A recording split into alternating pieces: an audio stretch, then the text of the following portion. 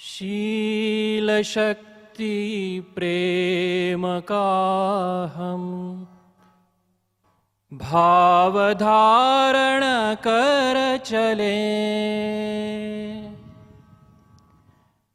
शील शक्ति प्रेम का हम भाव धारण कर चले। राष्ट्रहित का ध्येय उरले विजय पथ पर बढ़ चले। संघ पथ पर बढ़ चले। संघ पथ पर बढ़ चले। संघ की यह साधना है, हिंदू हिंदू एक हो। परस्पर सद्भाव उर में एक मन सह चित्त हो। संग खेले मन विमल हो सुसंस्कारित चले। राष्ट्रहित का ध्येय उरले विजय पथ पर बढ़ चले। संघ पथ पर बढ़ चले। संघ पथ पर बढ़ चले। भारती माता हमारी सब इसी के पुत्र हैं। भारती विकसित बनाने हेतु मन में चित्र है। मन बसा यह चित्र सब साकार करने मिल चले। राष्ट्रहित का ध्येय उरले विजय पथ पर बढ़ चले। संघ पथ पर बढ़ चले। संघ पथ पर बढ़ चले। वाणी का संयम संजोए परस्पर विश्वास से। सामरसता भाव उरले आपसी सहकार से। ध्येय पथ की साधना की पूर्ति हेतु सब चले। राष्ट्रहित का ध्येय उरले विजय पथ पर बढ़ चले। संघ पथ पर बढ़ चले। संघ पथ पर बढ़ चले।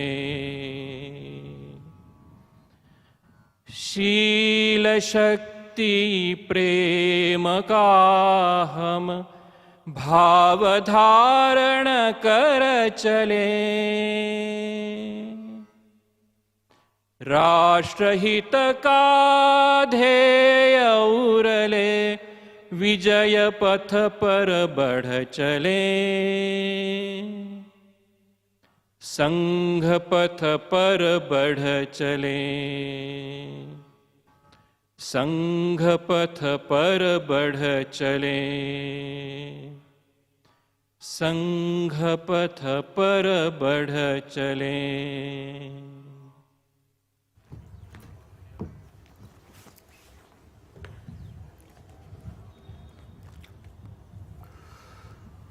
माननीय प्रांत संघचालक जी,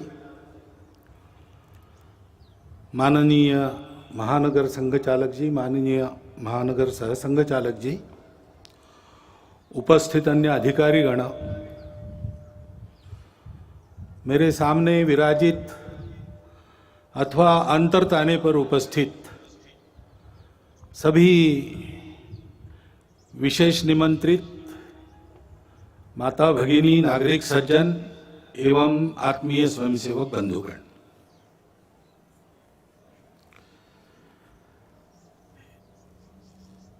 एक वर्ष के विराम के पश्चात फिर से हम खुले मैदान में, भले ही कम संख्या में एकत्र उपस्थित है, परंतु पूरी संख्या में अन्य केंद्रों पर उपस्थित है। और यह वर्ष अपनी स्वतंत्रता का 75वां वर्ष है। 15 अगस्त 1947 में को हम स्वतंत्र हुए। स्वाधीन हो गए। स्वतंत्र बनने की प्रक्रिया का प्रारंभ उस स्वाधीनता के कारण हम कर पाए, यानी अपने देश को चलाने के सूत्र हमने अपने हाथ में उस दिन लिए। अब चलाते चलाते अपने देश को स्व के आधार पर एक तंत्र पर खड़ा करने की प्रक्रिया वो चल रही है, क्योंकि स्वतंत्रता क्यों चाहिए इसके बारे में भी अपने देश में संघर्ष हुआ। स्वतंत्रता के लिए संपूर्ण भारत में समाज के सभी वर्गों से, देश के सभी क्षेत्रों से लोगों ने परिश्रम किए, संघर्ष किए, बलिदान दिए, त्याग और बलिदान के हिमालय खड़े किए। स्वतंत्रता और परतंत्रता, इसके बारे में सबकी कल्पनाएं समान सी थी। यानी 1857 के पहले 1830 के दशक में दक्षिण भारत में वीरपांड्य कट्टबोमन के नेतृत्व में जो हुआ संघर्ष ब्रिटिशों के साथ, उसकी घोषणा करते समय एक पढ़ा गया, उसको कुंडरा नाम के ग्राम में पढ़ा गया, इसलिए उसको कुंडरा डिक्लेरेशन कहते हैं। उसमें यह कहा गया कि ये जो विदेशी बाहर से आए हैं, इनका रंग सफेद है, इसलिए पूजा में कपूर और भोजन में नमक महंगा हो जाएगा अगर हमने इनको यहां राज्य करने दिया तो। और बहुत बाद में महात्मा गांधी जी ने और एक सत्याग्रह की शुरुआत मुट्ठी भर नमक उठाते हुए की, कहते हैं कि उसके कारण अंग्रेजों के विशाल साम्राज्य की बुनियाद की मिट्टी खसकी। तो इस प्रकार कुछ समान से भाव सबके मन में थे, आपस में संपर्क नहीं था तो भी, और इसलिए ऐसी कई बातें समान सी पाई जाती है उस संघर्ष में। ऐसा एक संघर्ष हुआ और उसके फलस्वरूप हम 15 अगस्त को स्वतंत्र हुए। परंतु कालांतर में स्व की कल्पना ढीली पड़ी, अस्पष्ट हुई। उसके कारण स्वतंत्र होना है, यानी क्या होना है, अपना स्व क्या है ये पता नहीं। स्व का विस्मरण तो बहुत दिनों से चल रहा था और इसलिए स्व को भूल गए तो स्वजनों को भी भूल गए, और अपने आपस में ही भेद इतने बड़े हो गए, उससे हम जर्जर हो गए। एक दूसरे को बराबरी से देखने के लिए तैयार नहीं, आपस में संघर्ष, पंथ, प्रांत, जाति, भाषा, सब प्रकार के भेद, जो विविधता थी उसकी चौड़ी खाइयां बन गई हमको बांटने वाली। और इसमें स्व का भी विस्मरण, ठीक से स्मरण नहीं रहा, विस्मरण हो गया। और इसलिए जो चुनौतियां उस समय की थी उसके सामने एक स्पष्ट नीति लेकर हम खड़े नहीं हुए। कभी इधर कभी उधर ऐसी ढुलमुल बात चली, इसका लाभ विदेशियों ने लिया, और जिस दिन हम स्वतंत्र हुए उस दिन स्वतंत्रता के आनंद के साथ साथ एक अत्यंत दुर्धर वेदना भी हमने अपने मन में अनुभव की। वो टीस अभी तक गई नहीं है, अपने देश का विभाजन हुआ। अत्यंत दुखद इतिहास है वो, परंतु उस इतिहास के सत्य का सामना करना चाहिए, उसको जानना चाहिए। जिस शत्रुता और अलगाव के कारण विभाजन हुआ उसकी पुनरावृत्ति नहीं करनी है। उसकी पुनरावृत्ति टालने के लिए और खोई हुई हमारी अखंडता और एकात्मता को वापस लाने के लिए उस इतिहास को सबने जानना चाहिए, विशेषकर नई पीढ़ी ने जानना चाहिए। क्योंकि अब जो पीढ़ी है वो उसके बाद उसने जन्म लिया है, उसको जानना चाहिए ताकि उसकी पुनरावृत्ति न हो, खोया हुआ वापस आ सके, खोए हुए बिछुड़े हुए वापस गले लगा सके। परंतु इस प्रकार की एकात्मता और अखंडता की पहली शर्त रहती है भेद रहित समताधिष्ठित समाज। पहले हमने अपने स्व को भुला दिया, स्वजनों को भुला दिया, तो भेद जर्जर हो गए। इसलिए हजारों मील दूरी से मुट्ठी भर लोग आए, हमसे बर्बर लोग आए और हमको पादाक्रांत करते चले गए। ये बार बार हुआ, एक बार नहीं हुआ। हूण शक बर्बर यवन आपने सुना है, तब से लेकर तो ब्रिटिशों के अपने यहां पर राजा बनने तक यही इतिहास हुआ। और इसलिए मूल जो अपना स्व है उसके आधार पर अपने स्वजन, उनके प्रति आत्मीयता पूर्ण व्यवहार ये होना चाहिए। क्योंकि अपने देश में उस स्व के विस्मरण के कारण, अपनों के विस्मरण के कारण जातिगत विषमता की समस्या बहुत पुरानी है। बहुत लोगों ने उस विषमता को हटाने के लिए प्रयास किया। विषमता मूलक जो व्यवस्थाएं थी उनको निकाल दिया, समताधिष्ठित व्यवस्था लाने का प्रयास किया। लेकिन व्यवस्था तो व्यवस्था है, वो एक ढांचा है। आखिर चलाने वाला उसका उपयोग क्या करता है उस पर निर्भर है।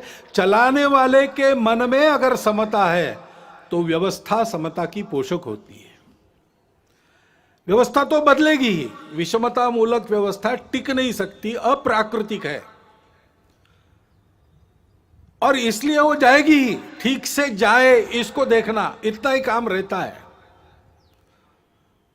लेकिन व्यवस्था बदलने के साथ साथ या उसके पहले मन बदलना चाहिए। भेद की भावना मन में रहती है, मन से वचन कर्म और वाणी में प्रकट होती है, और विचार में प्रकट होती है, व्यवस्था में प्रकट होती है। और इसलिए उस व्यवस्था के साथ साथ इस मन को बदलने का प्रयास होना चाहिए। संघ के स्वयंसेवक सब प्रकार के प्रयास करते हैं। बुद्धि से वाणी निकलती है, विचार से आदमी बोलता है, तो उस विचार में समाज के भेद बढ़ाने वाली भाषा नहीं चाहिए, समाज को जोड़ने वाली भाषा चाहिए। उतार चढ़ाव आते रहते, उल्टे सीधे प्रसंग होते रहते हैं। हर प्रसंग पर भाष्य करते समय, लोगों को राह दिखाते समय उनको आपस में जुड़ने की, प्रेम को बढ़ाने की भाषा होनी चाहिए। संवाद सकारात्मक हो। इसलिए सामाजिक समरसता मंच के माध्यम से, गतिविधि के माध्यम से संघ के स्वयंसेवक ये काम कर रहे। व्यवस्थागत व्यवहार भी बदले, इसलिए मंदिर पानी स्मशान सबका एक हो, यहां से प्रारंभ हो, इसका प्रयास भी अनेक वर्षों से स्वयंसेवक कर रहे, धीरे धीरे आगे बढ़ रहे। सब प्रांतों में प्रयास चल रहा है। परंतु मन से जाने के लिए तो मिलना पड़ेगा, बातचीत होनी पड़ेगी, अनौपचारिक बातचीत होनी पड़ेगी। और इसलिए पर्व त्योहारों में आपस का मेलजोल, मिलजुल कर जयंतियां, पुण्यतिथियां, विशेष उत्सव इनको करना, जैसे समाज मिलता जुलता है वैसे परिवार भी समाज के विभिन्न वर्गों के आपस में मित्रता करे। आना जाना, उठना बैठना, पर्व त्योहारों पर एक दूसरे के घर जाना, परिवार सहित घर पर बुलाना, इस प्रकार के अनौपचारिक पारिवारिक संबंध उत्पन्न हो। ये काम संघ की शाखाओं के माध्यम से और सामाजिक समरसता मंच नामक गतिविधि से संघ स्वयं सेवक कर रहे हैं, क्योंकि भेद रहित समताधिष्ठित समाज स्वातंत्र्य के टिकने की गारंटी है और राष्ट्र के एकात्मता का अधिष्ठान है। भारत की अखंडता और एकात्मता की ये जो श्रद्धा है, वो कोई नई बात नहीं है, भारत में चलती आई हुई बात है, सनातन काल से चलती आई है। उसके लिए लोग काम भी करते आए हैं। हमारे इतिहास में प्राचीन समय से लेकर अब तक बहुत उदाहरण है, बहुत पर्व ऐसे हैं जिससे बार बार इस एकात्मता का और अधिष्ठान मजबूत बनाया गया है। श्री गुरु तेग बहादुर जी महाराज का 400 सालावा प्रकाश वर्ष है। उनका बलिदान क्यों हुआ था? इसलिए हुआ था कि ये जो भारतवर्ष की चलती आई हुई एकात्मता की, प्रेम की, अखंडता की परंपरा है, उसका आधार तो यही है कि हम सब विविधताओं को स्वीकार करते, पूजा की भी विविधताओं को स्वीकार करते हैं। और उस समय देश में यह अत्याचार चल रहा था कि अपनी पूजा बदलो नहीं तो मरो। तो कश्मीर से लोग गुरु जी के पास आए, हाथ जोड़कर सुरक्षा के लिए विनती की। तेग बहादुर जी चले गए दिल्ली बादशाह के सामने और अपनी धर्म श्रद्धा का परिचय देते हुए उनका बलिदान हुआ। उन्होंने अपना सिर दे दिया, परंतु भारतवर्ष में इस प्रकार की पूजा की स्वतंत्रता बनी रहेगी, सबकी पूजा स्वीकार होगी, कोई एक दूसरे की पूजा पर जबरदस्ती नहीं कर सकता। यह जो अपने भारतवर्ष के संस्कृति का सार है उसको उन्होंने दिया नहीं, सिर दिया, सार नहीं दिया। इसलिए हिंद की चादर कहलाए। भारतवर्ष की स्वतंत्रता, भारतवर्ष की एकात्मता, अखंडता के लिए बलिदानों, मिनी वीरों की सनातन काल से जो आकाश गंगा यहां चली आ रही है, उस आकाश गंगा के वे सूर्य से थे। वह कल्पना हमारी समान सी है और प्राचीन काल से चलती आई है। स्वतंत्र जीवन कैसा होता है, स्वतंत्रता क्या है? सबके सुख की कल्पना है। मंत्र पुष्प में हम कहते हैं अपुत्रा पुत्रिण संतु पौत्रिणः अधना सधना संतु सर्वे संतु निरामया। सर्वत्र का भला, ऐसा कहते हैं। सबके सुख की कल्पना, किसी को नहीं छोड़ा, वसुधैव कुटुंबकम मानकर सब जिसमें सुखी हो और सबको एक साथ सुखी करने वाला, मनुष्य मात्र के तीनों पुरुषार्थ एक साथ साधने वाला, मनुष्य समूह सृष्टि को एक साथ सुखी कर सकने वाला, अर्थ कामों को नियंत्रण में रखकर मोक्ष की तरफ चलाने वाला, यह जो धर्म है उस धर्म का आविर्भाव अपने यहां हुआ। वो अध्यात्म आधारित है, अनुभूति आधारित है। हमारे स्वतंत्रता की वह आध्यात्मिक कल्पना है और इसलिए हम जानते हैं पसायदान में उस स्वतंत्र सुखी जीवन की कल्पना ज्ञानेश्वर महाराज ने की है। जे खड़ांची व्यंकटी सांडो तया सत्कर्मी रतिवाड़ो, भूता परस्परे पड़ो मैत्र जीवान से, दुरितान से तिमिर दावो विश्व स्वधर्म सूर्य पाओ, जो जे वांछील तोते लाहो प्राणी जाता। फिर से सबके सुख की कल्पना है, सबके कामना पूर्ति की कल्पना है, परंतु आधार क्या है? दुष्टों के बारे में भी ये कहा उनका टेढ़ापन जाए, उनकी अच्छे कामों में रुचि बढ़े, प्राणी मात्र में परस्पर सौहार्द, प्रेम, आत्मीयता का संबंध हो, सबके संकट दूर हो, सब अपने अपने स्वधर्म को अनुभूत करके चले, स्वधर्म पर चले, तब सबकी इच्छाएं पूरी होगी। प्राणी जात सुखी होंगे, जिनमें प्राण है वो सब सुखी होंगे, सुख दुख का अनुभव कर सकने वाले सब सुखी होंगे। रविन्द्रनाथ टैगोर ने बाद में कहा, कोई अलग बात नहीं की, चित्त जथा भय शून्य उच्च जथा शिर। जहां चित्त भय से शून्य हो, जहां हम गर्व से माथा ऊंचा करके चल सके, जहां ज्ञान मुक्त हो, जहां दिन रात विशाल वसुधा के खंडों में विभाजित कर छोटे और छोटे आंगन न बनाए जाते हों, संपूर्ण मानवता की एकता की कल्पना, जहां हर वाक्य हृदय की गहराई से निकलता हो, सत्य पर चलने की कल्पना, हर दिशा में कर्म के अजस्त्र नदी के स्रोत फूटते हो और निरंतर अबाधित बहते हो, निरंतर कर्मशीलता, आदि आदि जो पूरी कविता उनकी है, वो हमारे स्वतंत्र जीवन की कल्पना देती है और उसके पीछे जो स्व है उसका आधार आध्यात्म है,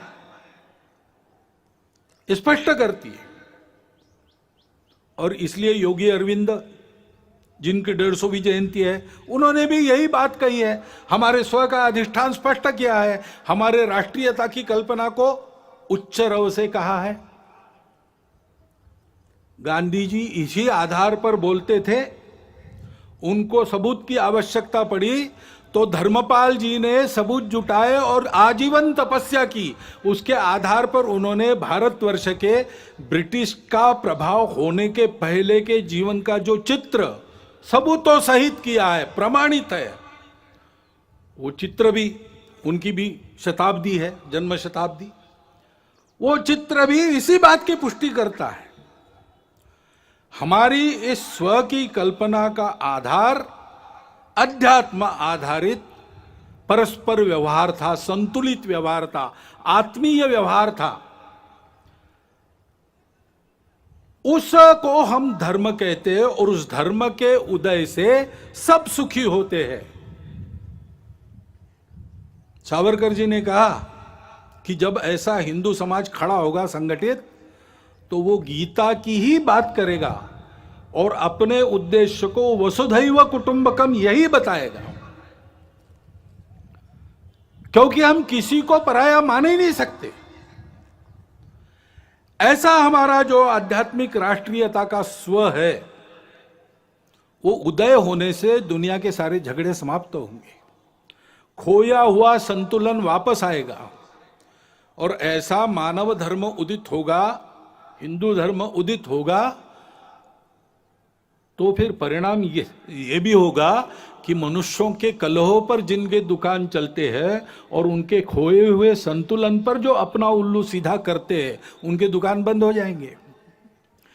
और इसलिए हम देखते हैं कि ये न हो, भारत एक विकास के राह पर, बड़ा बनने की राह पर चल पड़ा है, ये हो ना पाए, हिंदू समाज अपने स्व को समझ ना पाए और वैसे ही कटा बटा रहे, इसलिए बहुत प्रयास चल रहे।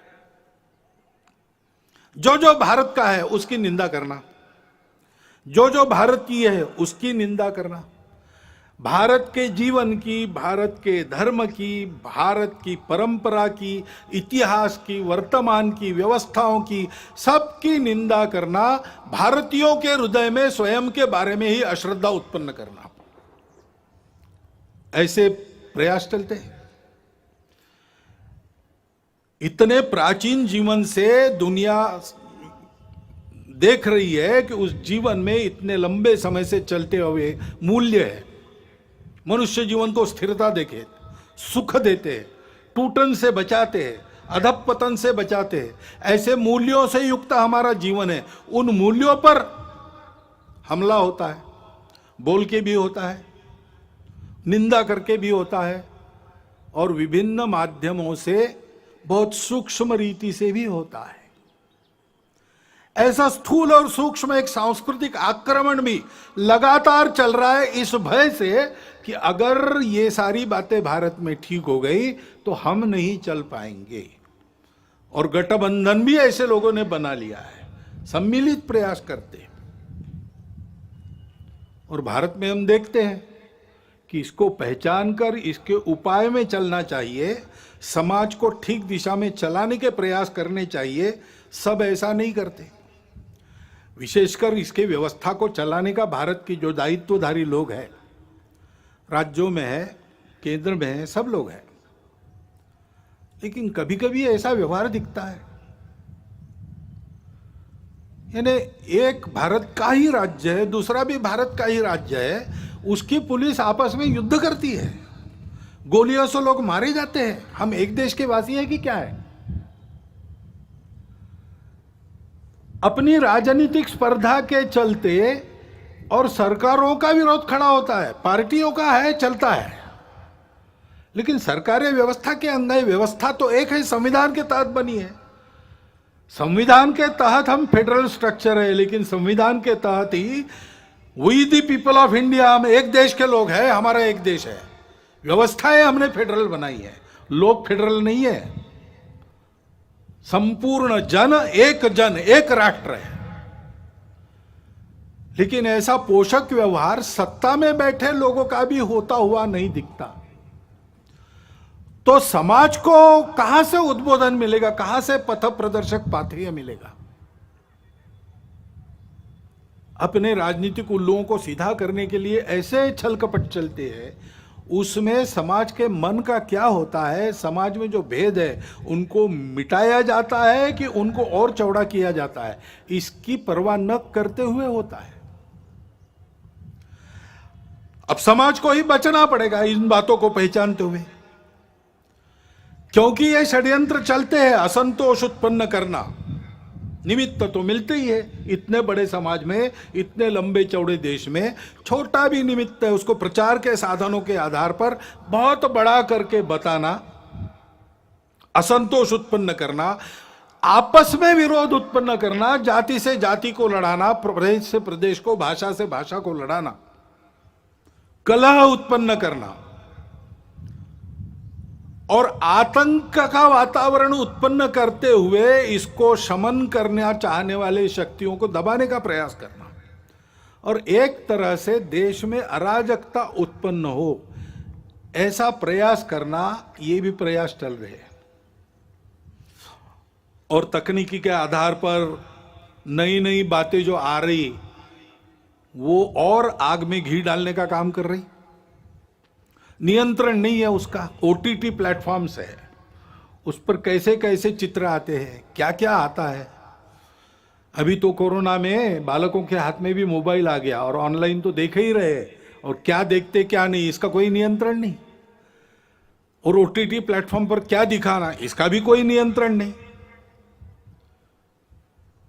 देश में तरह तरह के नशीले पदार्थ आते, उनकी आदतें बढ़ रही है, वो कैसे रोकी जाए, कैसा हो पता नहीं। उच्च वर्ग से लेकर तो बिल्कुल आखिरी आदमी तक समाज के जितने भी स्तर है, सब में भयंकर व्यसन। और उस व्यापार से आने वाला पैसा किसके हाथ में जाता है हम सबको पता है। देश विरोधी कार्यों में उसका उपयोग होता है। सीमा पार के देश उसको प्रोत्साहन करते हैं। ऐसी सारी बातें चल रही है और अनियंत्रित बातें भी बढ़ रही है। बिटकॉइन जैसी करेंसी है, किस राष्ट्र का, किस नियम का उस पर नियंत्रण है मुझे नहीं पता। एक स्पर्धा खड़ी हो रही है। इन सब बातों को नियंत्रित करना, समाज के हित में चलाना, ड्रग्स जैसे व्यसनों का पूर्ण निराश हो इसका प्रयास करना, ये शासन को करना चाहिए, करना पड़ेगा। परंतु शासन तो अपना काम आज नहीं कल करेगा, करने का प्रयास कर भी रहा है। वो यशस्वी आज न कल होगा, परंतु तब तक के लिए इसका बचने का क्या, और बाद में भी बचने की क्या बात है, कैसे होगा? तो अपने यहां पर एक वाक्य सर्वत्र लिखा मिलता है, मन का ब्रेक उत्तम ब्रेक। समाज का मन तैयार होना चाहिए, नई पीढ़ी का मन तैयार होना चाहिए। बालकों का, शिशुओं का मन घर में तैयार होता है। नव तरुण होने के बाद जब दुनिया में जाता है और वो दुनिया के आगे खड़ा होता है, तो उस व्यक्ति को क्या लेना क्या नहीं लेना, क्या ठीक है क्या गलत है, इसका विवेक जो मिलता है वो घर से तैयार होके मिलता है, माता पिता के आचरण के उदाहरण से मिलता है, घर में जो अपनी कुलरीतियां पद्धतियां चलती है उसके संस्कारों से मिलता है। उनको ठीक करने से बहुत सारी बात बिना शासन के भी हम कर पाएंगे। और इसलिए कुटुंब प्रबोधन की गतिविधि हमारे स्वयंसेवक चलाते हैं। सप्ताह में एक बार कुटुंब के लोग बैठते और आपस में संवाद करते, मुक्त चर्चा करते।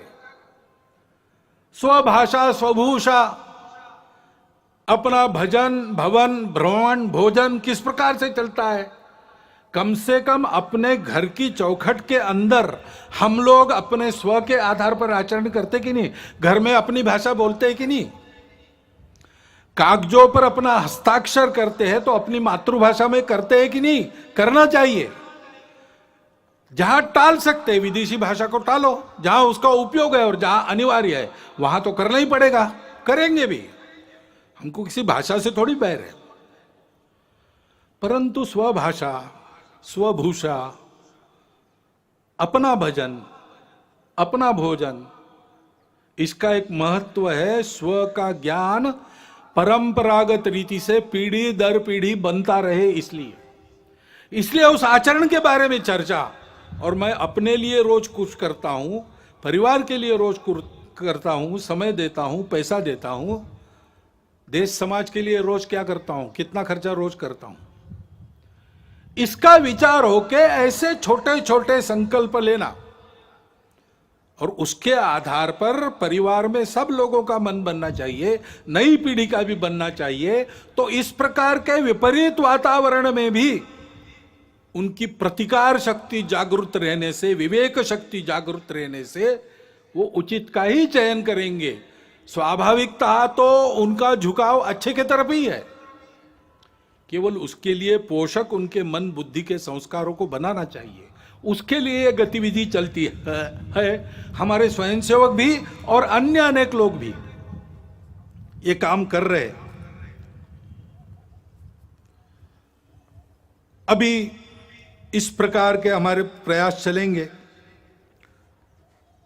बीच में कोरोना आ गया। कोरोना के पहले लहर का हमने बहुत अच्छा सामना किया, दूसरी लहर ने बहुत ज्यादा नुकसान किया। हम सब समाज में एक दुख का अनुभव कर रहे हैं। नई पीढ़ी के कई होनहार लोग, सक्रिय लोग इस कोरोना ने उठा लिए हम में से, असमय उठा लिए। उसका बहुत दुख है, उनके प्रति श्रद्धांजलि है। लेकिन वो होने के बाद भी तुरंत सावधान होकर पूरे समाज ने अपनी जान को हथेली पर लेकर दूसरे लहर का भी सामना किया, यशस्वी प्रतिकार किया। और अब तीसरे लहर की आशंका है तो भी अपना देश कोरोना के प्रतिकार में दुनिया में सबसे आगे है। ये परिस्थिति है। ऐसे कार्यकर्ताओं का अभिनंदन भी है, सारा देश अभिनंदन कर रहा है, हम भी उसमें सहभागी। तीसरे लहर की आशंका है, अब दिन ब दिन और मध्यम पड़ते जा रही है। लगता है कि नहीं आएगी, अथवा आएगी तो बिल्कुल परिणामकारक नहीं होगी। लेकिन किसी अनुमान पर निर्भर नहीं रहना चाहिए, तैयारी पूरी होनी चाहिए। गांव स्तर तक हर गांव में 5-7 कोरोना योद्धाओं की टोली तैयार रहे। इसलिए संघ ने देश भर में प्रशिक्षण का कार्यक्रम लगभग पूरा कर लिया है और उसके आधार पर इस कोरोना से लड़ाई होगी, ठीक से होगी। आएगा नहीं ऐसी आशा करते हैं, लेकिन आएगा तो क्या करना उसकी पूरी तैयारी है और हम इस कोरोना को मात देंगे। उसके नुकसान हुए हैं, 2 साल चला तो आर्थिक क्षेत्र में नुकसान हुआ है, बहुत नुकसान हुआ है, परंतु हमारा समाज उससे दबा नहीं है। आर्थिक क्षेत्र में भी उस नुकसान को पूरा करने का आत्मविश्वास दिखता है, लोग बोलते हैं। और किसी किसी आर्थिक अर्थायाम के क्षेत्र में तो सब पूर्ववत हो गया और आगे बढ़ गया, ऐसा भी वृत्त आता है। स्व के बारे में अपने समाज की प्रवृत्ति निश्चित रूप से बढ़ी है। अभी राम मंदिर का धन संग्रह हमने किया गांव गांव जाके, तो वहां भी यही अनुभव आया। स्फूर्त रूप से समाज के सभी जाति वर्गों का, सभी भौगोलिक क्षेत्रों से उत्तम सहयोग मिला, और एक ही भावना के कारण कि कुछ हमारा हमने वापस लाया है, उसको खड़ा कर रहे हैं। सब लोग राम की पूजा करने वाले लोग नहीं थे, परंतु सबका योगदान है, सबका उत्साह है, और वो स्व प्रकट भी हो रहा है, वो उत्साह प्रकट भी, उस आत्मविश्वास का परिणाम भी दिख रहा है। अभी ओलंपिक और पैरा ओलंपिक में कितने मेडल, ओलंपिक में 1 गोल्ड, 2 सिल्वर और 4 ब्रॉन्ज, यानी स्वर्ण, रौप्य और कांस्य। और पैरा ओलंपिक में 5 स्वर्ण, 8 रौप्य और 6 कांस्य पदक हमारे खिलाड़ियों ने प्राप्त की। ये उत्साह कहां से आया? बहुत परिस्थितियां उनकी बदली है, ऐसा नहीं है, परंतु देश के लिए कुछ कर गुजरने की प्रवृत्ति बनी है। और इसलिए यह कोरोना की आपत्ति हमारे लिए स्व का चिंतन करने का एक अवसर भी बनी है। हमने अनुभव किया अपने स्व पर आधारित कई बातें कितनी उपयोगी है। उदाहरणार्थ अपने स्वास्थ्य का विषय है। स्वास्थ्य मनुष्य की ऐसी आवश्यकता है, उसको पूरा करने के लिए वो कुछ भी कर लेगा। बीमार है तो उपचार के लिए घर भी बेच देगा, लेकिन अच्छे उपचार और विश्वस्त उपचार जिससे निश्चित ही रहेगी मुक्त, रोग मुक्त होने की, ऐसे उपचार लेने के लिए कुछ भी करता है। तो हमने देखा कि देश में सबकी इच्छा है चिकित्सा सबको सुलभ रहे, सबके पास पहुंच सके, और चिकित्सा महंगी न हो, सब आयु वर्ग के लोग उसका लाभ ले सके। वो सस्ती और सुलभ चिकित्सा पानी है तो स्व के आधार पर क्या विचार करेंगे? पहली बात है कि हमारी परंपरा में केवल इलनेस का, बीमारी का विचार नहीं किया, हमने वेलनेस का भी विचार पहले से किया है। आयुर्वेद में एक पूरा प्रकरण स्वास्थ्य वृत्त है, बीमार नहीं कैसे पड़ना। उसमें जैसे स्वच्छता का महत्व है, उस पर तो कई वर्षों से हम आगे आगे बढ़ रहे हैं। लोक स्वास्थ्य का, पब्लिक हेल्थ का विषय है, उस पर भी हमको बहुत तरीके से आगे जाना पड़ेगा, क्योंकि उसमें शासन को भी बहुत कुछ करना पड़ता है, समाज को भी बहुत कुछ करना पड़ता है। अपने घर की और स्वयं की स्वच्छता तो हम देख लेंगे, अपने मोहल्ले की स्वच्छता पर भी ध्यान देना पड़ेगा। सार्वजनिक स्थानों पर स्वच्छता बरतने की आदत लगानी पड़ेगी। स्वच्छता के लिए नंबर मिलते हैं आजकल शहरों को, अच्छी बात है, लेकिन दिखने वाली स्वच्छता और जहां नहीं कोई देखता वहां स्वच्छता नहीं, ऐसे लोक स्वास्थ्य में नहीं चलता। बीमारी हवा से भी आती है, और इसलिए लोक स्वास्थ्य के नियमों का ध्यान रखना और जीवन शैली मुख्यतः ठीक करना। प्राकृतिक जीवन शैली चाहिए, जितनी प्रकृति के पास रहेगी उतना हम स्वस्थ रहेंगे। पर्यावरण के साथ मेल खाने वाली जीवन चाहिए। हम बेतहाशा रासायनिक खेती का प्रयोग करेंगे तो कैंसर तो बढ़ेगा ही। हम अगर हर जगह प्लास्टिक से प्रदूषण लाएंगे तो हम जिस सांस से हवा भरते हैं वो सांस अपनी विषैली हो जाएगी। और इसलिए हमारे यहां पानी का उपयोग ठीक से करना, नाप तोल कर करना। पानी सबके लिए आवश्यक है, लेकिन अगर हम पानी को अमर्यादित खर्चा करने लगे तो सबको पानी नहीं मिलेगा, और सब सुखी होंगे तभी हम सुखी होंगे, नहीं तो नहीं होंगे। प्लास्टिक का उपयोग कम से कम करना चाहिए, कम से कम, जिसको अंग्रेजी में सिंगल यूज प्लास्टिक कहते हैं, उसको तो आप जीवन से हटाने की बारी आ गई। और जहां बनता है, घर से लेकर, आंगन से लेकर, मोहल्ले, गांव, जंगलों, खेतों तक हरियाली बढ़ाना, वृक्षारोपण करना, ये करने की आवश्यकता है। उसके लिए पर्यावरण गतिविधि चलाते हैं स्वयंसेवक, पर्यावरण के क्षेत्र में बहुत लोग काम करते हैं, जल संधारण से लेकर सारी बातों में। पर्यावरण गतिविधि प्रत्येक परिवार में पानी बचाना, प्लास्टिक हटाना और हरियाली बढ़ाना, इन तीन का छोटी छोटी बातों से लेकर सब में आचरण उत्पन्न हो, इसके लिए प्रयास करती है। क्योंकि ये ऐसी जो पर्यावरण की शैली है वो स्वास्थ्य को भी ठीक करती है और खर्चा भी बचाती है।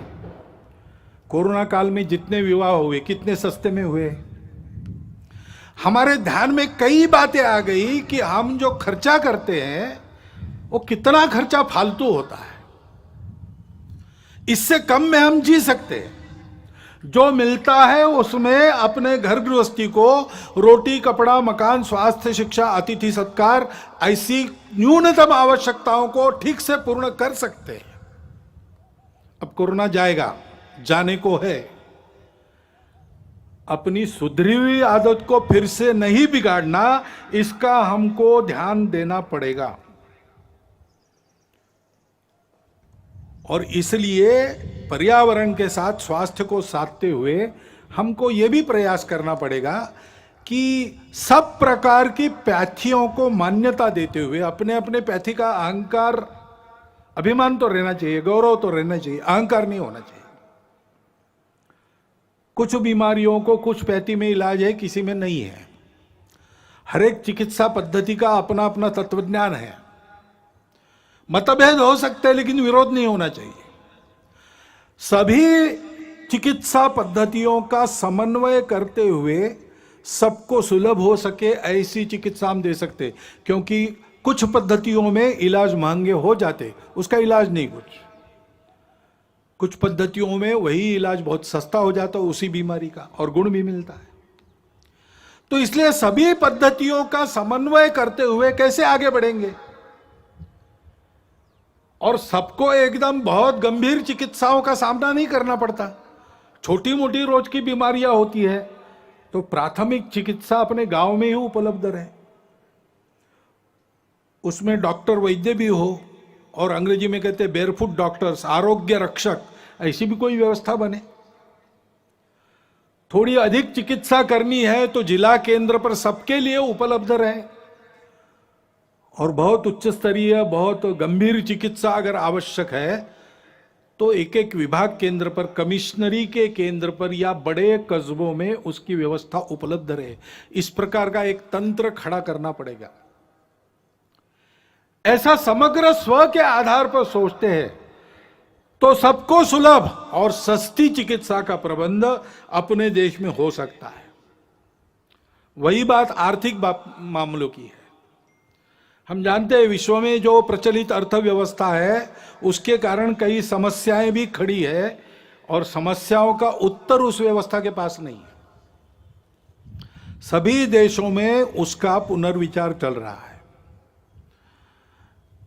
बहुत उत्साह से जिन बातों की उद्घोषणा आर्थिक जगत पहले करता था, आज उसने वो करना बंद कर दिया है, अंतर्मुख होकर विचार कर रहा है। तीसरा रास्ता कौन सा है? तीसरा रास्ता हम दे सकते हैं। हमारे परंपरागत आर्थिक चिंतन की जो दृष्टि है वो पूर्ण है, अधूरी नहीं है। हमने उस स्व के आधार पर ये चिंतन किया है। एक शाश्वत सत्य हम पहले बताते हैं कि भाई अर्थशास्त्र क्यों है? मनुष्य की कामना पूर्ति के लिए साधन उपलब्ध कराने का शास्त्र, ऐसा वो मानते हैं। हमारे यहाँ थोड़ा आगे गए, हमने कहा कि सुख प्राप्ति का वो है, और एक का सुख हो नहीं सकता, सबका सुख चाहिए। इसलिए जितनी प्रजा है उसके सुख का वो शास्त्र है। जिन्होंने जन्म लिया है वो सब सुख को प्राप्त हो तो सभी सुखी होंगे, और ये सुख कहां मिलता है? सुख बाहर नहीं है, सुख अंदर है। और इसलिए अंदर के सुख को प्राप्त करेंगे तो बाहर की वस्तुओं से हम पर्याप्त सुख ले सकते हैं, अपने अंदर ही है वो, लेकिन उसके लिए बाहर की वस्तुएं पर्याप्त हो सकती है। नहीं तो सिद्धांत तो प्रचलित सिद्धांत कहता है means are limited, ends are endless. हमारे यहां इस सत्य को मान्य करके कहा है कि ऐसी अवस्था में अगर उपभोग करना है तो संयम आवश्यक है, क्योंकि सुख उसमें नहीं है, वस्तु में, सुख हमारे अंदर है। तो बांटकर खाओ, उस सुख के पीछे बहते मत जाओ, सुख पर तुम्हारा नियंत्रण चाहिए। और इसलिए संयम पूर्ण उपभोग, न्यूनतम आवश्यक जितना है उतना उपभोग, क्योंकि यह सब हमारा नहीं, मेरी अपनी प्रॉपर्टी नहीं है। इस पर मालकियत किसकी है? किसी की नहीं। ईशावास्यमिदं सर्वम, भगवान का बनाया है, भगवान का है। उसने उसका यथोचित उपयोग जिसके लिए रखा है वो लेगा, सबका होने के बाद बचेगा, उसमें मैं अपने को चलाऊंगा। तेन त्यक्तेन भुंजित। मनुष्य प्राकृतिक और मानव निर्मित धन का स्वामी नहीं है, विश्वस्त है। उसको 2 हाथों से कमाना है, लेकिन उसके आधार पर सारी सृष्टि को चलाना है, 1000 हाथों से बांटना है। इस दृष्टि के आधार पर अपने यहां का आर्थिक विचार खड़ा है, वो एकांतिक नहीं है।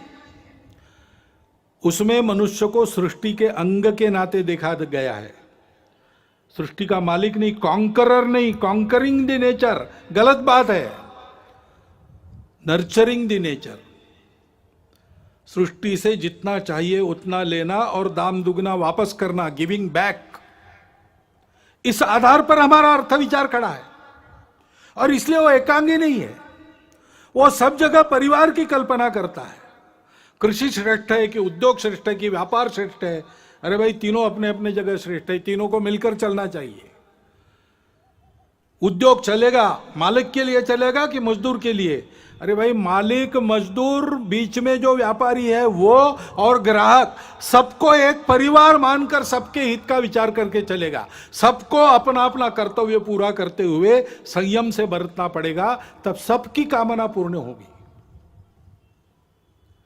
इस प्रकार के आर्थिक विचार के आधार पर आज के देशकाल परिस्थिति में क्या सुसंगत हो सकता है?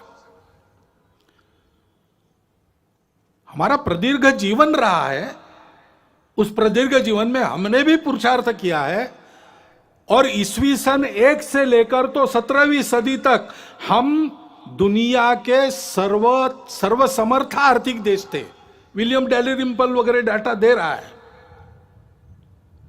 यह अगर वस्तुस्थिति है तो हमारे इतने लंबे आर्थिक अनुभव से हमने जो शाश्वत तत्व निकाले हैं उसके आधार पर हमको चलना पड़ेगा। जमाना बदला है, ऊपर ऊपर का परिवर्तन उतना जरूर करना पड़ेगा। विश्व भी अब 2-4 हजार साल चला है अर्थ पुरुषार्थ में, उसका भी कुछ अनुभव है, वहां से भी जो उपयुक्त है वो लेना पड़ेगा। स्वदेशी को काल सुसंगत बनाना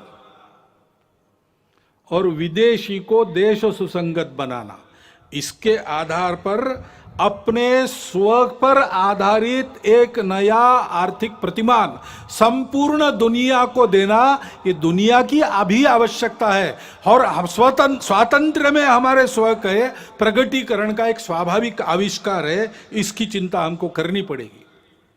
और ये बात जब सोचते हैं तो एक सब लोग आजकल कहते हैं, पहले इतना नहीं कहते थे, आजकल कहते हैं, वो कहते हैं ये जनसंख्या क्या करेंगे, बढ़ती जा रही है। तो जनसंख्या नीति तो होनी चाहिए। अपने यहां विचार हुआ है, एक परिवार में 2.1 ऐसा कहा है ना, 2 बालक रहे, ऐसा विद्वानों ने मिलकर निश्चित किया, सरकार ने उसको स्वीकार किया, ये सब हुआ है। लेकिन हमको लगता है कि एक बार फिर विचार कर लेना चाहिए, क्योंकि 2 बातें, सारी बातों का विचार करना। अभी हमारे देश में, हमारा युवाओं का देश है, 56-57% युवा है। 30 साल के बाद ये सब बूढ़े बनेंगे उनको खिलाने के लिए भी हाथ लगेंगे। कितने हाथ लगेंगे? कितने लोगों को खिला सकेंगे, और उस समय जितने लोगों को खिलाना है उसके लिए काम करने वाले कितने लगेंगे? दोनों बातों का विचार करना पड़ेगा। इतना हम बढ़ेंगे तो पर्यावरण कितना झेल सकता है? हमारी माताएं उस दृष्टि से कितनी सक्षम है, उनको खुद के पैरों पर खड़ा रखने का सामर्थ्य, उनका सशक्तिकरण कितना हुआ है, वो कितनी प्रबुद्ध है, हम उनको कैसा ऐसा बना सकते? एक 50 साल आगे तक का विचार करके एक नीति बनानी चाहिए, और उस नीति को सब पर समान रूप से लागू करना चाहिए। क्योंकि जैसे जनसंख्या एक समस्या बन सकती है, वैसे जनसंख्या का असंतुलन भी समस्या बनती है, बन रही है देश में, दुनिया में। हम देख रहे हैं, सब लोग बोल रहे हैं। इसमें किसी के प्रति बुरा भाव नहीं रहता है। अरे इसलिए हमने एक 2015 में ही प्रस्ताव पास किया इसके बारे में। उस प्रस्ताव को मैं पढ़ के बताता हूं। जनसंख्या वृद्धि दर में असंतुलन की चुनौती। देश में जनसंख्या नियंत्रण हेतु किए गए विविध उपायों से पिछले दशक में जनसंख्या वृद्धि दर में पर्याप्त कमी आई है, लेकिन इस संबंध में अखिल भारतीय कार्यकारी मंडल का मानना है कि 2011 की जनगणना के पांथिक आधार पर किए गए विश्लेषण से विविध संप्रदायों की जनसंख्या के अनुपात में जो परिवर्तन सामने आया है, उसे देखते हुए जनसंख्या नीति पर पुनर्विचार की आवश्यकता प्रतीत होती है।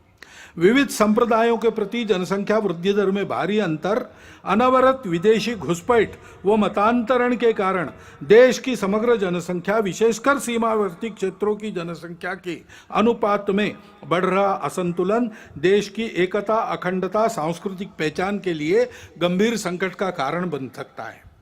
विश्व में भारत उन अग्रणी देशों में था जिसने 1952 से ही जनसंख्या नियंत्रण के उपायों की घोषणा की थी, परंतु सन 2000 में जाकर ही वह एक समग्र जनसंख्या नीति का निर्माण और जनसंख्या आयोग का गठन कर सका। इस नीति का उद्देश्य सकल प्रजनन दर की आदर्श स्थिति को 2045 तक प्राप्त कर स्थिर व स्वस्थ जनसंख्या के लक्ष्य को प्राप्त करना था।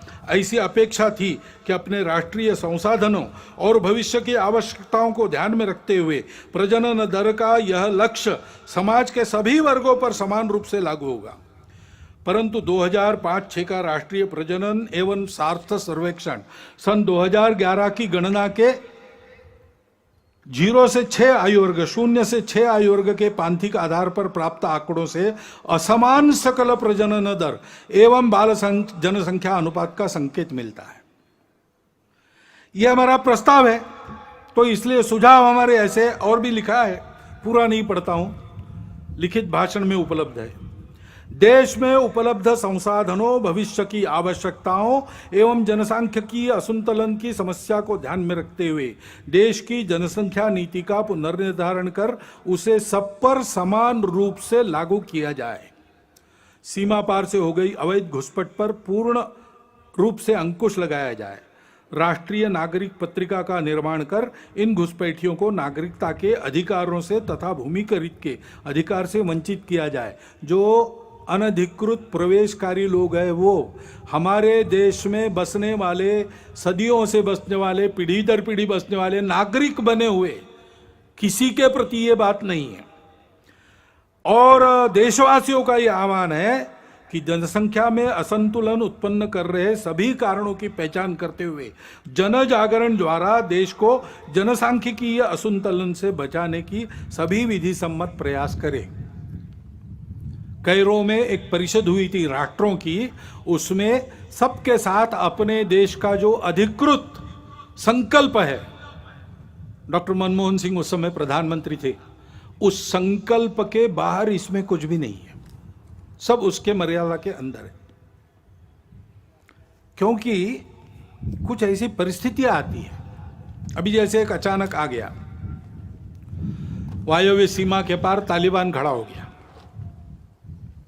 अब तालिबान का पूर्व चरित्र क्या है हम सब जानते हैं, और उसकी जो बातें हो रही है वो दो प्रकार की हो रही है।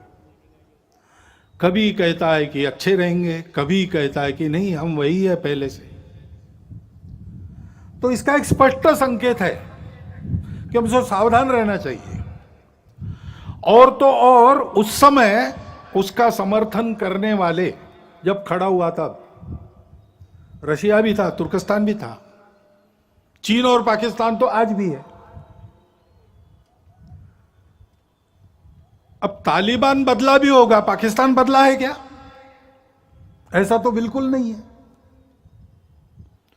चीन का इरादा भारत के बारे में बदला है क्या? ऐसा तो बिल्कुल नहीं है। और इसलिए यह मानते हुए भी हृदय परिवर्तन हो सकता है, बुरा से बुरा आदमी भी बदल सकता है, बातचीत से संवाद से बातें हल होती है, प्रेम से अहिंसा से मामला ठीक हो सकता है, इसको मानना चाहिए, इसके प्रयास भी जारी रखने चाहिए, लेकिन अपनी सावधानी अपनी तैयारी को पूर्ण रखते हुए हमको सजग भी रहना चाहिए।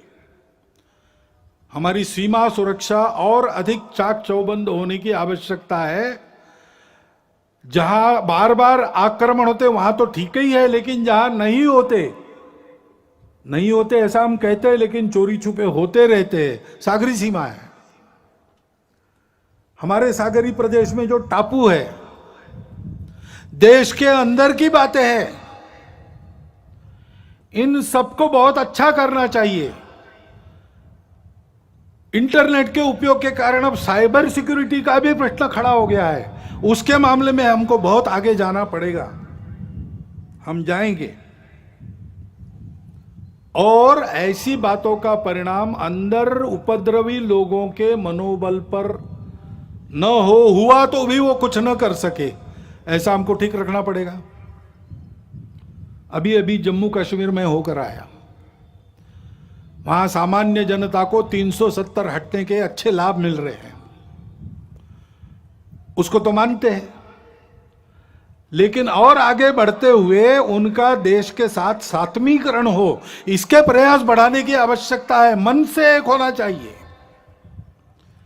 भारत से किसी भी भारतीय के रिश्ता लेन देन का नहीं है। हम भारत माता के पुत्र हैं, हम भारत के अंग हैं। कश्मीर की जनता को उसके मन में उस भावना को हमको विकसित करना पड़ेगा। इस दृष्टि से शासन के समाज के दोनों के प्रयास चल रहे हैं और बढ़ने चाहिए, उसमें गति आनी चाहिए। ये अगर हम करते हैं तो फिर आतंकवादियों की गतिविधियों का भी बंदोबस्त करना पड़ेगा। अभी 370 हटने के बाद उनके प्रति जो डर था वो भाग गया। अब वो डर से ही काम लेते थे, तो उस डर को वापस लाना उनके लिए आवश्यक है। इसलिए चुन चुन कर जैसे पहले करते थे, मनोबल गिराने के लिए टारगेटेड वायलेंस, लक्षित हिंसा वो कर रहे हैं। उद्देश्य कई है उनका कि अपने डर को फिर से स्थापित करना, और समाज वहां संघर्ष कर रहा है। वो कह रहा है कि एक बार डरे डरे अब नहीं डरेंगे, आप डर को वापस नहीं ला सकते। लेकिन शासन को भी बड़ी चुस्ती से इसका बंदोबस्त करना पड़ेगा, तब इस संघर्ष को हम ले लेंगे, जीत लेंगे। हिंदू समाज को ये सब करना पड़ेगा। और हिंदू समाज के अपने भी कुछ प्रश्न है, जैसे मंदिरों का प्रश्न है। हिंदू समाज के मंदिरों की स्थिति बहुत अच्छी नहीं है, लेकिन देश के हर भाग में अलग अलग है। दक्षिण के प्राय सभी मंदिर सरकार के अधीन है। छोटे छोटे मंदिर जो स्वतंत्र है वो उपेक्षित है। बाकी भारत में कुछ मंदिर सरकार के अधीन है, कुछ मंदिर भक्तों के अधीन है। सरकार के अधीन भी कुछ मंदिर बहुत अच्छे चलते हैं, बहुत सुंदर, साफ सुथरे, प्रेरणा देने वाले, भक्तों की मदद, समाज की सेवा करने वाले। सरकार के अधीन भी है और भक्तों के अधीन भी मंदिर बहुत अच्छे चल रहे। दिल्ली का झंडे वाला मंदिर है, अपने आप पास में शेगांव का मंदिर है, भक्तों के अधीन है, उत्तम चल रहे, व्यवस्थित चल रहे, पवित्र चल रहे, स्वच्छ चल रहे, और समाज की भी कई प्रकार से सेवा करते हैं। ऐसे व्यवस्थापन की दृष्टि से वैष्णो देवी मंदिर सरकार ने लिया, वो ठीक ठीक चल रहा है। जगमोहन जी थे, वो श्रद्धालु थे, इसलिए ठीक हो गया प्रबंध। लेकिन जहां ऐसा नहीं है वहां क्या हो रहा है? लूट चल रही है। मंदिरों की जमीन बेची गई, मंदिर की संपत्ति हड़पी जाती है। हिंदू मंदिरों की संपत्ति अहिंदू जिनको हिंदू देवी देवों पर श्रद्धा नहीं है उनके लिए लगाई जाती है। हिंदू को भी आवश्यकता है, वहां नहीं लगाई जाती। और इसलिए सुप्रीम कोर्ट के निर्णय भी है, सब प्रकार के हैं। यह भी कहा है सुप्रीम कोर्ट ने कि मंदिर के मालिक भगवान है और कोई नहीं हो सकता, पुजारी केवल व्यवस्थापक है। यह भी कहा है सुप्रीम कोर्ट ने कि सरकार व्यवस्था उत्पन्न करने के लिए कुछ समय तक ले सकती है, 1, 2, 3 वर्ष, उसके बाद वापस करना पड़ेगा। और इसलिए एक बार इसका निर्णय होना चाहिए ठीक से। और निर्णय यह भी होना चाहिए हिंदू समाज इन मंदिरों को कैसे रखेगा। हिंदू समाज की क्या व्यवस्था है अपने मंदिरों को जैसे वो पहले समाज के जीवन के केंद्र हुआ करते थे वैसे चलाने का। क्योंकि हिंदू समाज की श्रद्धा जगे, हिंदू समाज का बल जगे, हिंदू समाज के लोगों के आपत्तियों का निवारण हो, उनको श्रद्धा मिले, उनको सहारा मिले। इस दृष्टि से हिंदू समाज की ये जो सारी व्यवस्थाएं आज भी है, पतित हो गई है, उनको ठीक करने के लिए हिंदू को जगाना पड़ेगा। क्योंकि हिंदू समाज का ऐसा होना ही सारी बातों का आधार है। हमारे देश का स्व आध्यात्मिक है, उसमें अनेक पूजाएं आ सकती है, बाकी पूजाएं समाई भी जा सकती है, वो पूजा पर निर्भर नहीं करता। शासन प्रशासन देश को कैसे चला गया एक बात होती है, लेकिन देश को तो सही अर्थों में समाज चलाता है। और अपने समाज का जो स्व है वो स्व छोटी पहचानों के संकुचित अहंकार को भूलकर उनको स्वीकार करना, पहचानों को उनका पूर्ण सम्मान करना, उन सब पहचानों को आदर और विकास का अवसर मिलना, परंतु उसके अहंकार में फंसना नहीं। उससे बड़ा हम सब एक समाज है। ये संपूर्ण भारतवर्ष हमारी मातृभूमि है। राष्ट्र हमारे यहां राज्य आधारित नहीं है, नेशन स्टेट नहीं है। हमारे यहां जनपदवती भूमि ये राष्ट्र का आधार है। जनपद यानी समाज, समाज यानी केवल भीड़ नहीं, समाज यानी एक समान लक्ष्य लेकर आगे बढ़ने वाला समूह, परस्पर आत्मीयता का संबंध रखने वाला, एक मातृभूमि का अपने आप को मानने वाला। यह भारतवर्ष व्यवस्थाओं में भी विविधता, लेकिन सदैव एक राष्ट्र रहा है और उसका स्व है सभी विविधताओं का स्वीकार, सम्मान। सब उपासनाओं का हम स्वीकार कर सकते हैं। यह बात सही है कि उपासना आक्रमणकारियों के साथ भी दुनिया की 2 यहां आई है, शरणार्थी होकर भी दुनिया की 2 उपासनाएं यहां आई है, यहूदी और पारसी। इस्लाम और ईसाइयत आक्रामकों के साथ प्रवेश कर गई है, आक्रामकों के साथ बढ़ी, लेकिन वो इतिहास हो गया। उन आक्रामकों के साथ नाता नहीं है किसी का। सब अपने उन हिंदू पूर्वजों के वंशज है जो इस विविधता को एकता का ही आविष्कार मानकर सबका स्वीकार सम्मान करते थे, आपस में प्रेम से मिलजुल कर रहते थे और सभी एक दूसरे का आदर करके चलते थे। उन्हीं हिंदू पूर्वजों को सब वंशज है। वही भारतवर्ष सबकी मातृभूमि है जिसके सिवाय किसी को गति नहीं है और कहीं। और उसकी यह सबको अपना मानने वाली सा प्रथमा संस्कृति विश्ववारा, ऐसा गौरव से जिसको कहा गया है, मनुष्य में मनुष्यत्व को जागृत करने वाली उस संस्कृति का असर सब पर है। उस संस्कृति को मानकर सब पर चलना, यह सबने मान्य करना चाहिए। इसमें किसी को पूजा नहीं छोड़नी पड़ती, भाषा नहीं छोड़नी पड़ती, कुछ नहीं छोड़ना पड़ता। अपना कट्टरपन, अपने मन के अलगाव की भावना और अपनी छोटी पहचानों का अनुचित अहंकार छोड़ना पड़ता है। उसका गौरव सुरक्षित रहता है, उसकी प्रतिष्ठा, उसका स्वीकार सम्मान सुरक्षित रहता है। राष्ट्रवासियों के लिए इस आह्वान का स्वीकार करके ही भारत की एकात्मता, अखंडता वापस आएगी। यही इमोशनल इंटीग्रेशन कहा गया है, जिसका आह्वान अपने संविधान ने किया है। इसके लिए सबने प्रयास करना चाहिए, ऐसा दिग्दर्शन किया है। और यह सारा तब समझेंगे लोग जब हिंदू समाज ऐसा होकर दिखेगा। हम अपने छोटे छोटे अहंकार भूलकर सबको अपनाने की नियत रखें। हमारी संस्कृति तो सबको अपनाती है, हमको डर नहीं लगना चाहिए किसी को अपनाते समय। डर लगता है क्योंकि हम दुर्बल हैं।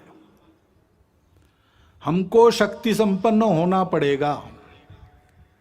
मैं शंकर का वह क्रोधानल कर सकता जगती क्षार क्षार, ऐसा बल होना पड़ेगा। लेकिन जगती को क्षाक्षार नहीं करना है, भूभाग नहीं, शत शत मानवों के हृदय जीतने का निश्चय। जो हाथ उठाए उसका हाथ न रहे, इतना सामर्थ्य होना चाहिए। लेकिन सामर्थ्य का उपयोग क्या करना चाहिए? दुर्बलों की रक्षा। शील और शक्ति को साथ में लेकर हिंदू समाज को चलना चाहिए, क्योंकि दुनिया दुष्टों की है, वो बिना शक्ति सत्य को भी नहीं मानती। तो हिंदू समाज को अपने भेद भूलकर संगठित होना पड़ेगा, शक्ति संपन्न होना पड़ेगा। सबको समझना पड़ेगा कि इस अर्थ में हम सब हिंदू हैं। इसको समझा, इसलिए तो हमारे इतिहास में राणा सांगा के साथ अकबर से लड़े, बाबर से लड़े, हसन खां मेवाती हो गए। राणा प्रताप के साथ अकबर को टक्कर देने वाले हकीम खां सूरी हो गए।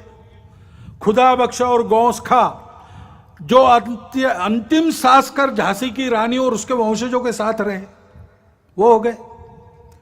पंडित राम प्रसाद बिस्मिल जी के जिगरजान दोस्त अशफाक उल्ला खान जैसे क्रांतिकारी उसी ने हमको दिए। बारामुल्ला में कबाइलियों के आक्रमण के आगे देश के एकात्मता को किसी प्रकार से समझौते में न लाते हुए अपना बलिदान करने वाले मकबूल शेरवानी भी उसी के कारण हुए। अपने सेना के वीर जवानों में ब्रिगेडियर उस्मान से लेकर हवालदार अब्दुल हमीद जैसे वीर इसी के कारण हुए। इतिहास है, कभी इस्लाम आक्रमक के नाते आया, उनसे हमारा नाता नहीं है। आज हमको मुसलमान रहना भी है, हम रह सकते हैं, अपना देश उदार है। हमारे आदर्श ऐसे मुसलमान होंगे जो देश के प्रति न्यौछावर हो गए। हमारा जीवन वैसा बनना चाहिए। हिंदू समाज अपने आप को संगठित शक्ति संपन्न बनाकर इस अपनत्व की भाषा से लोगों को समझाता है, तो अपने देश में लोग समझ जाएंगे कि आतंक, कट्टरता, द्वेष और स्वार्थ के समय में दुनिया में कोई नहीं है जो इससे तारेगा। केवल वह हिंदू समाज है वो जो सबको स्वीकार करता है, और वो शक्ति संपन्न है, वो इस दायित्व का निर्वाह कर सकता है। यह भारतीय संस्कृति सबको दे सकता है, उसमें वह बल खड़ा हो गया है। इस बल को खड़ा करना अपना काम है। इतिहास की घटनाओं को विद्वेष के लिए नहीं स्मरण करना है, उससे सबक लेकर यह न बढ़े विद्वेष, इसके लिए सुनना है। जन्मेजय ने व्यास जी को सर्पयज्ञ उसका जब खंडित हुआ तब यही कहा कि हमने सुना कि हमारे जो पूर्वज थे कौरव और पांडव, उनमें बड़ा भयंकर संहारकारी युद्ध हुआ। ये कैसे हुआ? ये आपस में शत्रुता क्यों बढ़ी? दोनों तो भाई भाई थे और दोनों तरफ अच्छे अच्छे लोग थे, कर्तृत्व संपन्न लोग थे। कौन सी ऐसी खटास थी जो दूर नहीं हो सकी? क्या किसी ने उस बैर को शमन करने का प्रयास नहीं किया? ये महाभारत क्यों हुआ बताइए। तब व्यास जी ने महाभारत की कहानी बताई, कलह बनाने के लिए नहीं, कलह मिटाने के लिए बताई। भारत के साथ संपूर्ण मानवता की परस्पर आत्मीयता सदा के लिए अभिन्न रूप से जुड़ी है। उस भारत को, उस परंपरा को, संस्कृति को, समाज को सर्वांग सुंदर रूप से सबल होकर खड़ा होना पड़ेगा। हम सबको हिंदू के नाते व्यक्तिगत स्तर पर बल, साहस, तितिक्षा, धैर्य, ओज, शारीरिक, मानसिक, बौद्धिक तीनों प्रकार का इसकी साधना करनी होगी। समाज के नाते सारी बातों का उपाय करने के लिए सामूहिक कार्य करने का अभ्यास करना होगा। सामूहिकता से चलने की स्वभाव में आदत डालनी पड़ेगी। यह बल किसी की विरोध और प्रतिक्रिया में नहीं है। हमारी फूट के चलते हमको तोड़कर अपने स्वार्थ के उल्लू सीधा करने के लिए सब लोग ताक पर है। इसको समझते हुए, और ये हमारा स्वभाव होना चाहिए हिंदू के नाते, संगठित रहना, बल संपन्न रहना, संपूर्ण मानवता के लिए अपने बल का उपयोग करना। ये कर्तव्य निर्वाह करने के लिए ऐसे हिंदू समाज को खड़ा होना पड़ेगा, क्योंकि जागरूक, संगठित, बल संपन्न और सक्रिय हिंदू समाज ही सब समस्याओं का समाधान है। यही काम तो हम करते हैं। भारत के ओर से, भारत की जो प्रगति है उससे विकास की अपेक्षा भारतीयों की जैसी भारत से है, वैसे संपूर्ण विश्व की अपेक्षा है एक नई राह दिखाने की। उसके लिए भारत को तैयार करना, अपनी विविधता को अपनी एकता का श्रृंगार बनाकर बल के साथ सब प्रकार के जीवन का उत्तम उदाहरण बनकर दुनिया में खड़ा, संपूर्ण देश को प्रेम से पुकारता, ललकारता हुआ, अपनी छत्र छाया में अधिक अच्छे मनुष्य बनकर सृष्टि के साथ कल्याण की राह पर अग्रसर करने वाला विश्व गुरु भारत हमको खड़ा करना है। संघ के स्वयंसेवकों की अपेक्षा इसके लिए है, और आप सब समाज के लोगों का योगदान भी उसमें संघ चाहता है। इस यज्ञ में आपकी भी सबकी संविदा पड़े, सारा समाज इसके लिए अग्रसर हो तो भारत का भाग्य बदल जाएगा। वो भाग्य बदलना है, वो भारत की आवश्यकता है, वो समय की, विश्व की आवश्यकता है। और इसलिए भ्रांति जनमन की हटाते, क्रांति का संगीत गाते, एक के दशलक्ष होकर कोटियों को है बुलाते, इस पद्धति से हमको आगे बढ़ना है। क्योंकि तुष्ट माँ होगी तभी तो विश्व में सम्मान पाकर बढ़ रहे हैं चरण गणित, बस इसी धुन में निरंतर। भारत माता की जय।